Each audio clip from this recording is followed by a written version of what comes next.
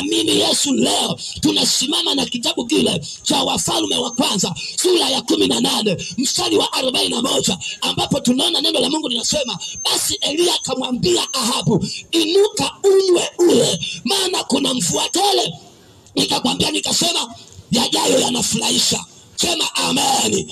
Baada ya kupita kwenye ugumu kwa kipindi kirefu, inuka, amini Mungu. Amen. Tegemea Mungu leo.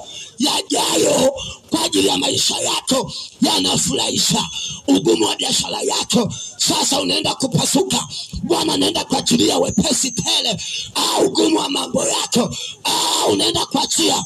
Bwana anaenda kuachilia uwepesi na baraka tele asubuhi ya leo. Amini. Ishara hizi zitafuatana na wale waaminio, na kutamkia mema wewe unayeamini. Bwana akakutendee kwa jina la Yesu. Sema amen.